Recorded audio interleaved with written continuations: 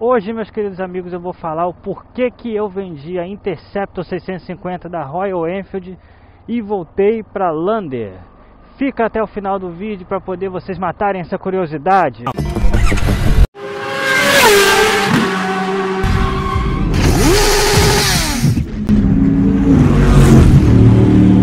Meus amigos, estamos aí com mais um de nossos vídeos, tentando aí retomar com os vídeos do canal, agradecendo a presença de todos vocês. Estamos aqui sempre para poder estar compartilhando do melhor em termos de dicas de trânsito, manutenção, segurança. Então nós estamos aqui sempre para poder tentar ajudar, aprender, passar o melhor, enfim. Bem, para quem acompanha o canal, sabe que eu tinha uma Lander 2021. Aí eu vendi, peguei a Interceptor 650 da Royal Enfield. Aí fiquei pouco tempo com ela, uns 3, 4 meses, se eu não me engano. Aí fui vender a Interceptor e peguei agora a Lander 2023. Bem, por que eu fiz isso? Primeiramente, a princípio de tudo, eu tinha pego a Interceptor porque eu queria uma moto que tivesse um pouco mais de motor, um freio melhor. Encontrei isso na Interceptor. Pô, um motor legal, responde bem, um freio excepcional. Mas aí, com o passar do tempo, eu fui vendo algumas coisas que acabou que me desagradou. Primeiramente, uma coisa que na verdade fez minha cabeça querer mudar referente a continuar com a Interceptor, é que é aquele negócio, né, rapaziada? A gente acostuma com moto alta, moto trail, e aí voltar para uma moto naked street é complicado, a gente sente muito, certo? É complicado. Então, primeiro de tudo foi essa questão, né? A gente começa a ver as desvantagens, o que a gente perde com uma moto naked em comparação ao que o conjunto de uma trail oferece, como mais conforto, melhor posição de pilotagem, poder transpor obstáculos com mais facilidade, essas coisas. Aí depois disso eu comecei a ver uns probleminhas crônicos, chatinhos, que a Interceptor começou a apresentar, começou a mostrar, né? Primeiro deles, eu comecei a ver que a Interceptor, em alta assim, velocidade, 110, 120, acima de 120 principalmente, ela te passava muita insegurança. Ela fica querendo estimar, fica chacoalhando assim, balançando. Eu tinha feito até uma pesquisa e visto isso, e o resultado que eu obtive foi que o pneu que estava vindo na Interceptor era um pneu de uma construção antiga, uma tecnologia antiga, que ele estava deixando aquela moto assim. Mas aí, já como o modelo, né, da Interceptor que eu peguei, que foi a 2022, ela já não estava vindo mais com esse modelo de pneu e que tinha solucionado, mas na verdade não. O problema dela referente a isso, a estabilidade em alta, é que o aro dela, as rodas dela, tinha muito desvio, e esses desvios em alta velocidade fazia ela chacoalhar, fazia ela ficar instável, e isso causava uma insegurança na hora de pilotar, em curvas também, de uma forma muito desagradável, trazia muita insegurança. Outra coisa, probleminha crônico que eu descobri nela, eu tinha até visto também, mas pensei que a 2022 já tinha sido solucionado, o painel dela embaça. Você anda, dependendo da temperatura, o clima, ele começa a embaçar, ele começa a dar aquela suada por dentro ali. E isso impede você de visualizar os instrumentos, as coisas do painel, certo?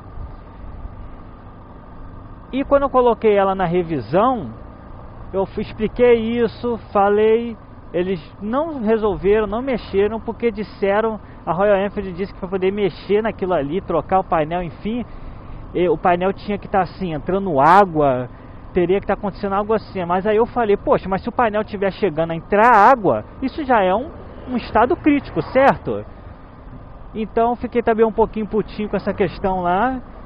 Pô, imagina, o painel soa, começa a criar aquela umidade dentro quando você anda, você não enxerga nada e não pode resolver porque só se entrar água, se o painel estiver entrando água. Pô, se estiver entrando água pode pegar e jogar isso fora, né? Que já é realmente um estado super crítico, inadmissível. Então eu fiquei também chateado com isso. E uma outra coisa, um outro problema crônico que a Interceptor tinha, que acho que esse era o que mais me deixava mal: marcador de combustível super impreciso. Eu nunca peguei uma motocicleta, meu Deus, que tivesse um marcador de combustível tão impreciso, tão ruim quanto a Interceptor. Na revisão, que foi a segunda era dos 5.000, né? Mas só que eu fiz por tempo, pelos 6 meses. Eu já avisei isso na revisão também. Aí o cara lá da concessionária disse que ajustou a boia, não sei quantos graus, isso e aquilo.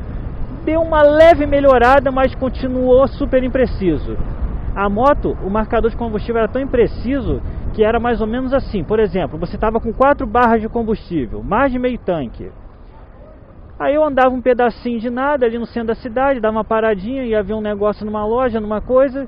Quando eu voltava, que ligava a moto, que começava a andar, botava em movimento, de 4 barras de combustível caía para reserva.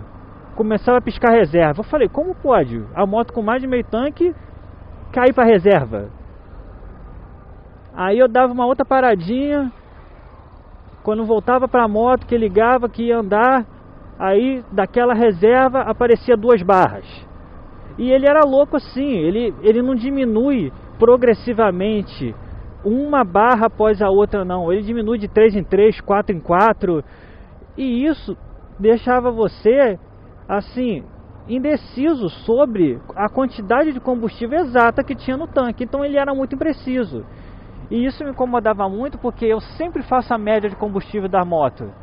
Qualquer moto que eu pego, sempre quando eu paro para abastecer, eu faço manualmente lá a média de consumo de quantos litros ela está fazendo. Sempre. E com esse problema da imprecisão enorme desse painel, desse marcador de combustível no caso, eu não conseguia fazer. Por quê? Porque você não sabia o exato quanto de combustível na real tinha ali, né? Então ficava complicado você fazer a média de combustível da moto desse jeito. Então, por causa dessas coisas aí, galerinha, eu fui juntando, somando, eu falei, pô, vou voltar com a moto trail.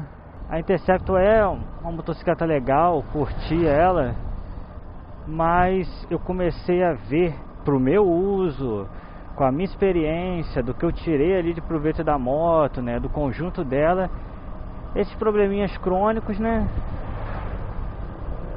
e a desvantagem que isso começou a causar, né, ou seja, começou a ter mais desvantagem para o meu uso em comparação ao conjunto, não comparando estilo, proposta, terras, asfalto, não exatamente isso, mas mais em questão de realmente dos problemas crônicos que ela teve. A Royal Enfield é uma marca aí que realmente veio para ficar no Brasil. Ela já iniciou, vai iniciar em 2023 aí agora, logo no iniciozinho do ano que vem, a produção das suas motocicletas aqui no país mesmo. Vai estar aí, né, espero, ampliando sua rede de concessionárias. Então é uma marca que sim, precisa melhorar o conjunto de suas motos. Então tem várias coisinhas que eu comecei a juntar e que acabou superando, como posso dizer, os benefícios, podemos colocar assim. E mais a questão aí do estilo, né, que pra mim, como eu falei, trail, off-road, moto alto, pô, pro Brasil não tem nada melhor. E é isso aí, galerinha. Então, qualquer dúvida, outras dúvidas que vocês tiveram sobre a Lander, a Interceptor, vocês podem deixar no comentário. Eu vou tentar falar, tirar a dúvida de vocês, explicar da melhor forma possível. Então, fica com Deus, galera. Grande Ultra Mega X, forte abraço e até o próximo vídeo.